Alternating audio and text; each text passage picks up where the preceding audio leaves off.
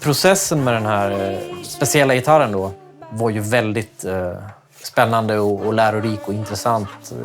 Det var inte så att ibland kan jag till viss del lämna jobbet när jag går hem, men här snurrar det i huvudet hela tiden och så. Man kan inte drömma om att få den här beställningen. Det är byggare över hela världen skulle göra vad som helst för att få in den här beställningen, och av någon anledning så fick jag det, och ja, det var en fantastisk resa att få vara med på.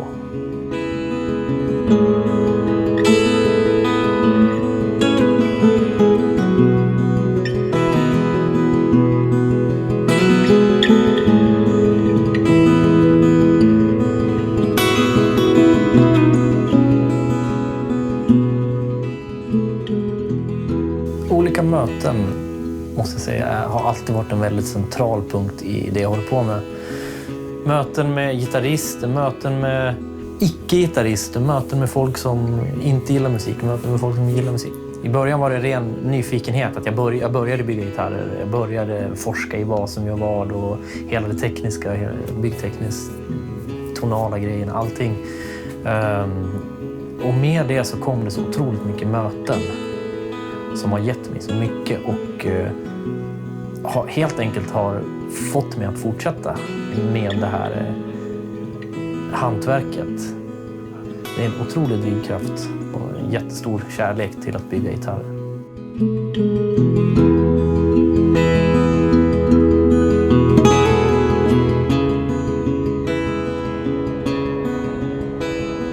Det är ju gitarren som gör att du som kund och jag träffas. Det är klart att jag måste se den som en individ. Blir det en dålig gitarr så blir det friktion mellan dig och mig. Blir det en bra gitarr så tycker vi om varandra jättemycket. Så gitarren i sig, det är ju det mest centrala liksom. Det är ju... Ja, det kanske är poetiskt som du säger, men det är klart att gitarren är en individ i det hela, absolut. Well, I refuse to go deeper, I choose to go blind. This trouble just shouldn't be mine, but it's confusing my existence, it is true in my mind. I guess this... Jag jobbade som snickare i många år och kunde inte fortsätta som det på grund av en skada, så jag var tvungen att operera axeln och så. Och då blir man ju kastad hit och dit, så jag hamnade på Arbetsförmedlingen för att hitta någon vidareutbildning eller något liknande så. Och då frågade den här tanten där vad jag var intresserad av och vad jag kunde tänka mig hålla på med, och då sa jag det liksom, att jag vill pyssla med antingen någonting inom musik eller någonting inom trä liksom. Att jag alltid tyckte om att jobba med trä. Och hon kom inte på något, utan hon skrev ju in de 2 sökorden i sitt data. Så dök den här utbildningen upp, Carl Malmstens gitarrbyggarutbildning. Och hon sa att här har vi någonting liksom, men jag tror inte du kommer komma in, för alltså alla som söker dit har ju gått, är ju jätteduktiga möbelsnickare, och alltså jag var ju grovsnickare liksom, så jag drog hem till min morfar som var i livet, och i deras hus i källan där i Gävle fanns det ett litet snickeri som gubbarna gick och gjorde sina svepaskar i. Så jag gick dit, och så han hade lite virke, så jag tänkte, vad kan jag göra av det här? Så jag snickrade ihop ett hörnskåp, kommer jag ihåg, och lite andra grejer som jag tog dåliga foton på. Lite suddiga och lite långt ifrån, och när man inte såg alla skarvar och grejer. Så jag vet inte vad som hände. På det fick jag komma på intervju, och jag vet inte, de måste ha diggat mig där vid ett första möte liksom. I slutet på utbildningen gör man sitt gesällprov, vilket jag lyckades väldigt bra med, över förväntan. Jag fick toppbetyg på det, 5,0. Och Och i och med den granskningen, man har 2 tekniska och 2 tonala granskare. Och med tonala menas att det är 2 gitarrister som kommer att spela på det instrument man har byggt. Och de gick igång på det. Så jag fick ju beställningar redan där och då vid granskningen. Och det var i slutet av min skoltid. Så i och med att granskan då beställde en gitarr så började snacket gå. Så fick jag mer beställningar och så när jag gick ur skolan hade jag... Det var ju bara att försöka få igång en verkstad så fort som möjligt. För att jag hade 4-5 beställningar som låg och väntade på att jag skulle börja med och bli klar med. Innan jag hade gått ut skolan liksom. Så jag har en otrolig flygstart sådär. Och sen har det spridit sig. Ja, det har fortsatt så. Jag har liksom inte haft en dag utan jobb sedan jag gick ut. Och det är över 10 år sedan. Spännande. Ah, wonderful.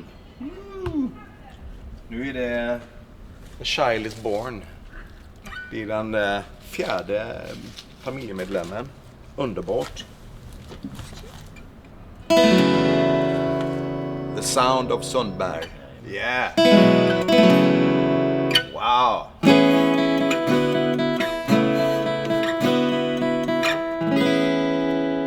Här är gitarrerna som gav mig en ny karriär. För 9 år sedan tror jag det var så fick jag Sundberg-gitarren då i pris på Guitar People's Prize. Och så då kommer jag ihåg, innan jag mottog den så kommer jag ihåg att Arne Brun gick upp och lirade på en Sundberg. Och då blev jag helt chockad på soundet. När hon kopplade in, jag glömmer inte det, hur stort det var soundet. Wow! Och det visste jag inte om att jag skulle få en liknande gitarr. Och det var grym tur för att det ledde mig in på en annan väg.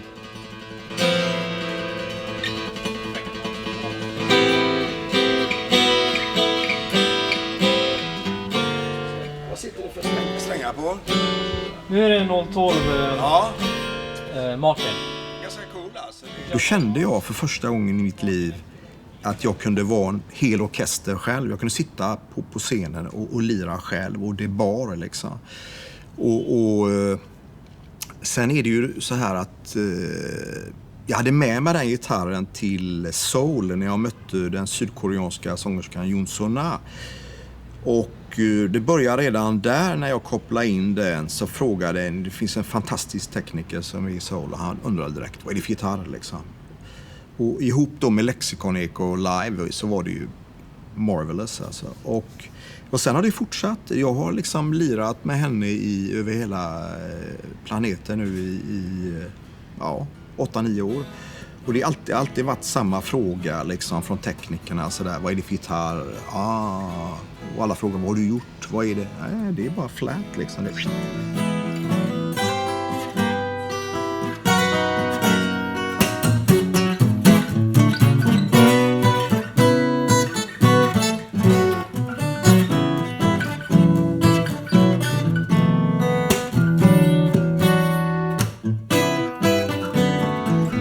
Om du gör ditt, vad ska jag säga, om du gör ditt hemmajobb, du övar, du har en bra musikalisk grej att presentera. Så alla förstår, när du sätter dig ner med en steel string och bra sound, så förstår alla människor vad du gör. Du kan lira bluegrass, country, du kan lira jazz. Men du kan också attrahera en rockpublik som diggar Soundgarden, Nirvana, Metallica, Slash, you name it. Alltså. Så det är det bredaste instrumentet. Och kan man få ett stort sound så har du ju vunnit. När du startar, när du börjar lira liksom, så har du så mycket igen när du lirar med steel string då.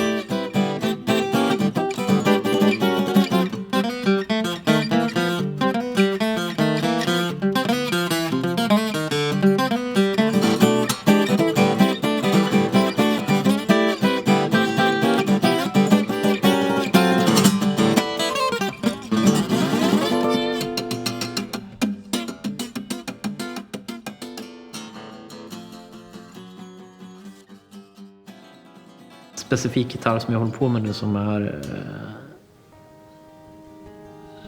något utöver det vanliga. Det är en gitarr som som jag aldrig trodde att jag skulle få bygga. Det är till en som stilbildande musiker och fader till så mycket inom gitarr liksom. Så det är en fantastisk beställning då, så att jag fattar liksom inte att det är på väg att hända liksom. Kanske fattar när det har gått, när det väl har levererats och så. Men det är en gitarr som jag håller på med nu, som får ta sin tid och bli så bra som möjligt.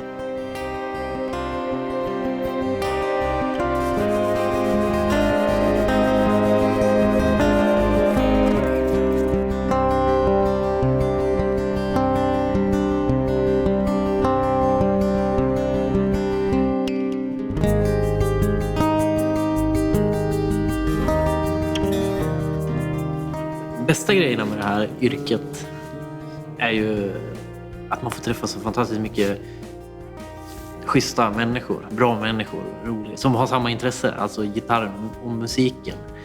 Och genom åren har det ju hänt vart har man fått vara med om väldigt mycket roliga saker, och det har hänt mycket grejer. En grej som hände ganska tidigt i min karriär var... Jag hade byggt 2 gitarrer åt Lars Winnerbäck som han var jätteglad åt. Och så ville han ha en tredje då. Så vi kom överens om vad vi ville ha och hur den skulle vara. Och så byggde jag den. Och så strängade jag på den och gjorde klart den och allting sånt. Och så när jag var klar så ringde jag upp Lasse liksom och körde David. Tjena. Gitarren är klar liksom. Ska du komma och hämta den eller ska jag skicka den med bud, eller hur ska vi göra? Ja, men sätt in taxi och så åker du till den här adressen. Och jag reagerar inte på adressen så där mycket, utan jag bara visst, jag hade jobbat klart för dagen, så jag ringde en taxi, tog gitarren, satt med taxin och så åkte ut till adressen. Och då stannade vi i Atlantis-studion i Stockholm. Så jag fattade att de höll på att spela in då. Så jag gick ju in, smög in där, och så såg jag Lasse satt innanför glaset där i inspelningsrummet med en av mina gamla gitarrer. Och så vinkade han in mig. Så gick jag in med gitarren och så ställde han ifrån sig gitarr och så öppnade han fodralet och tog upp den. Och så sa han, men du kan gå ut och vänta där. Och han hade inte tagit en ton på den liksom. Och så gick jag ut i kontrollrummet och så tryckte de på rec. Och han spelade in direkt. Första anslaget på den nya gitarren blev spår nummer 4 på Vatten under broarna. Helt otestat liksom. Det var jag vet inte, en grej som har satt sig. Att han bara plockade upp gitarren och så spelade han in den. Och det blev en låt som... Eller låten blev inte till då, men det är en låt som är väldigt, väldigt vacker. Jag försvann ett tag på vägen, men jag saknar dina sinnen. Det har varit tomt och grått. Jag är frusen än.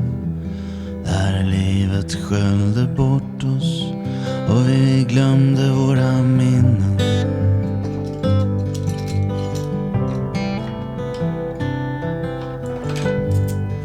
Och som du kanske redan vet, jag är oslagbar. Jag far hellre framåt mot... Jag började, det var ju kommunala musikskolan, så då fick man börja med rytmik där man skulle liksom gå och klappa och dansa och trampa och ja, fruktansvärt tråkigt, och det tyckte jag inte om. Så när jag äntligen liksom fick börja spela gitarr, då var det ju sådär med fotpall och sitta rak i ryggen och hålla rätt, och det var väldigt, väldigt mycket regler kring det och väldigt, väldigt tråkigt. Och så träffade jag en fantastisk gitarrlärare som såg det där, hur jag satt där med fotpallen och notstället och allting, och förstod liksom hur tråkigt jag tyckte det var. Så det hans liksom första grej var ju så här, släng den här fotpallen och så kan du ha gitarren på högerbenet istället, så mycket coolare ut. Och så vet vi om Chuck Berry är. sa han. Och så började vi spela blues-skalor och så var det fruktansvärt kul. Du ser andra halvan av solen när den sjunker i väst.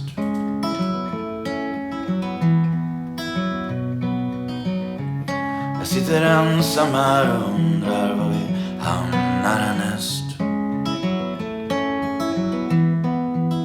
Han kom fram till mig på en krog på Grev Turegatan och berättade att han hade gått en sån här gitarrbyggarutbildning. Och några veckor senare så sprang han på mig på Söder. Och då sa han att han hade lite gitarrer där som jag kunde prova. Så provade jag de där gitarrerna och då tror jag att jag redan där på stående fot beställde 2 gitarrer. En liten stålsträngad och en nylon. I alla fall var jag väldigt nöjd med dem och det var väldigt kul att ha en unik gitarr förstås. Det är en storm på vägen att rannsaka och bekänna. Guds son ska komma ner stigen från himmelen igen. Du ska stå naken framför sanningen och jordens alla kvar. Han ska pröva din styrka, han ska testa din mod. Jag gick ju loss där när det funkar bra första gången. Så jag har... Ja, jag börjar med en liten, en stor, jag vet inte ens vad de heter till liksom... De har ju siffror och sånt där. Olika bokstäver, men en liten och en stor. Sen en liten till. Sen en liten till tror jag. Som jag fick när jag fyllde år någon gång tror jag. Och sen har jag en bouzouki. Så har jag en stor till. Och så har jag en bariton. Och en nylon. Och så bad jag om en 12-strängare en gång. Men då sa han, det kan du köpa vad skit som helst som låter likadant allihop.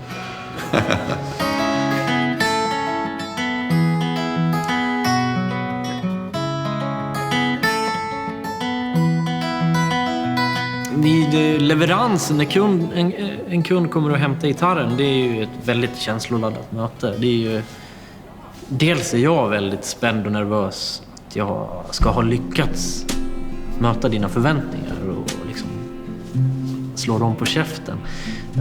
Och oftast så är ju kunden också väldigt spänd och kanske inte så nervös men mer laddad. Man pratar om att gitarren öppnar sig. En gitarr som är byggd i solitt material och som är ospelad kräver lite motion för att svänga igång och börja leva som den ska. Och det är olika från material till material. Men då finns det, man kan tjuva det här. Det finns maskiner man köper som hjälper till att öppna upp gitarren. Den står på över natten och vibrerar locket. Så att gitarren öppnar upp sig. Men jag tycker det är lite att sno kunden på den upplevelsen. För jag brukar berätta det här att du måste spela. Åk hem och sätt dig några timmar och spela i ett lugnt rum. Liksom, så kommer du få höra hur gitarren blommar ut och öppnar upp sig. Och basen börjar komma mer och diskanten börjar bli lite mer. För jag tycker det är taskigt att sno den grejen från kunderna. Och det är skitmånga som uppskattar.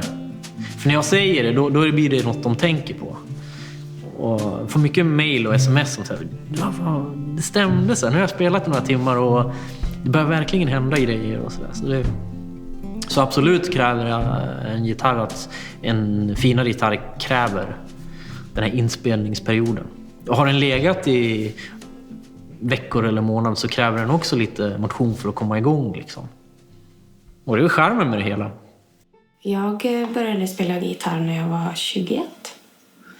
Och plockade upp min familjs gamla nylonsträngade gitarr. Tog med mig den till mitt studentrum i Oslo, Norge, där jag växte upp. Började spela och blev väldigt, väldigt fäst med det att spela akustisk gitarr. Det var någonting med att ha den i knät och känna vibrationerna och liksom sitta. Det var lite meditativt på något sätt. Och jag fastnade väldigt, väldigt hårt i det. Jag hade liksom aldrig nördat så mycket som jag gjorde just i de första åren tror jag, som jag började spela gitarr.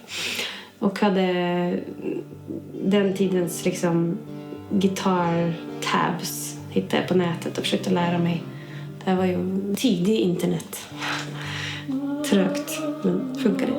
Och då upptäckte jag liksom olika artister som spelade väldigt mycket fingerplock. Alltså Johnny Mitchell och Nick Drake och Elliot Smith och sånt där. Men Ani DiFranco fastnade jag för. Hon spelar väldigt speciellt spel som jag har förstått det i alla fall. Jag har ju själv lärt sig, jag är liksom inte så koll på. Men utifrån det jag upplever när jag spelar hennes musik är att hon rör sig jättemycket på halsen och flyttar sig ut och utnyttjar verkligen gitarrens klanger och liksom stämmer om ganska mycket och så. Och det var hon var egentligen min gitarrskola. Snygg gura, David.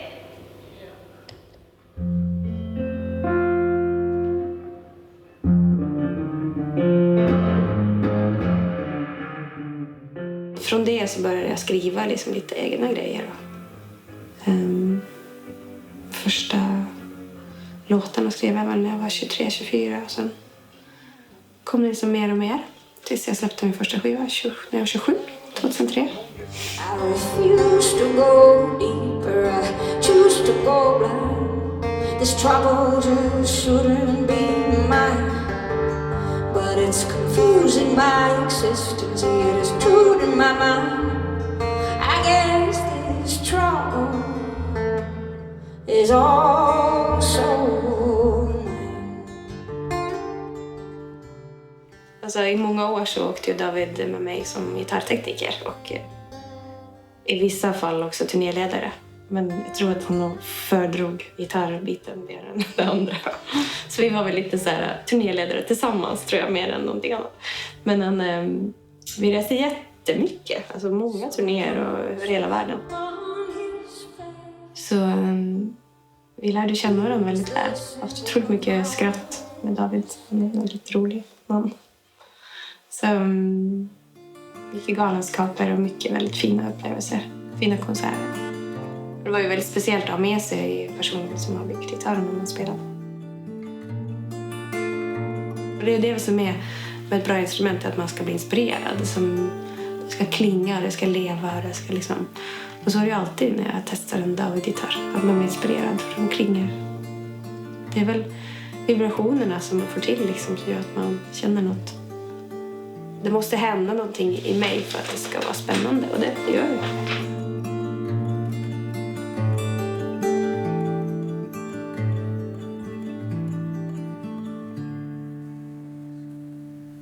Jag har ju åkt på någon sjukdom som gör att jag har väldigt ont i bland annat leder och händer.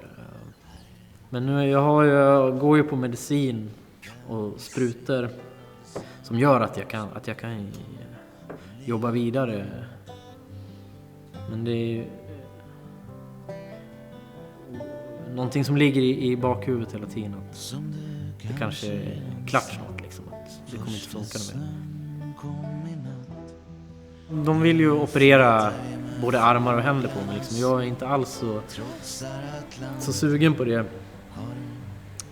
De säger att det oftast går bra, men det finns alltid en procentuell chans att det inte går bra, och det har jag inte råd med själsligt liksom. Om det skulle gå åt skogen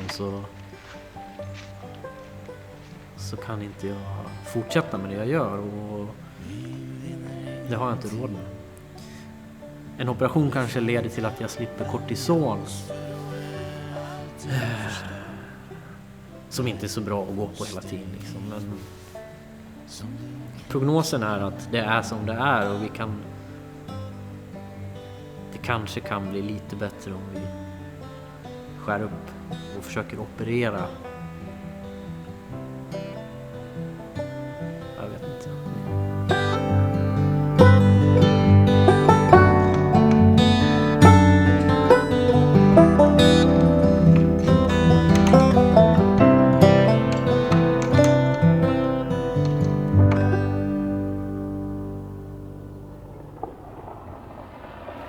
Jag har försökt vänta till något bra, att det här blir den sista gitarren som du ska bygga liksom. Du måste bygga det här som att det är den sista gitarren. Så jag har försökt ta det här onda till att göra något något typ av drivmedel till just det instrument jag ska börja på. Nu vet jag att det kanske inte är den sista gitarren, men jag försöker bygga varje gitarr som att det är min sista jag gör.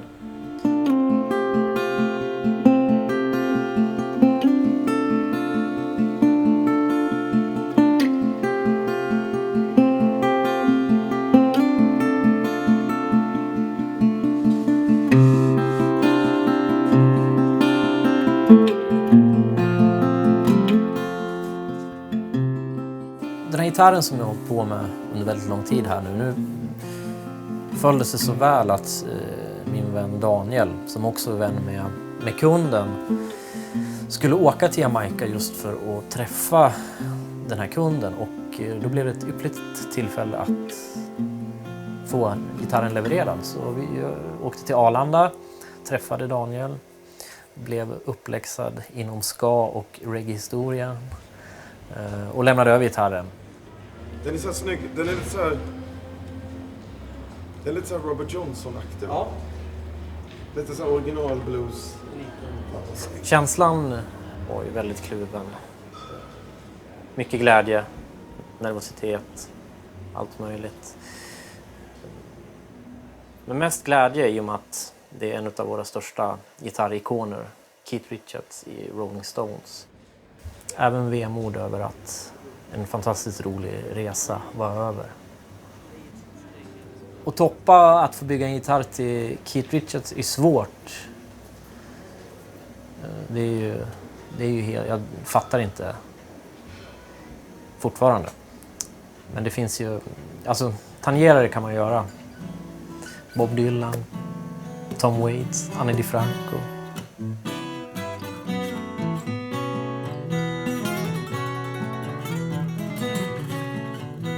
Gitarrister, de söker alltid efter det bästa de kan få tag i liksom. Och till slut hamnar de ofta i high-end gitarrer som det kallas. Antingen handbyggda av mindre byggare eller dyra gamla Gibsons, Martin och sånt. Men det är helt fantastiskt att du kan få tag i en gitarr för 600 till 1000 spänn och till din unge och få in den på musik. Alltså, ju mer musik, desto bättre värld. Liksom. Så måste finnas musik.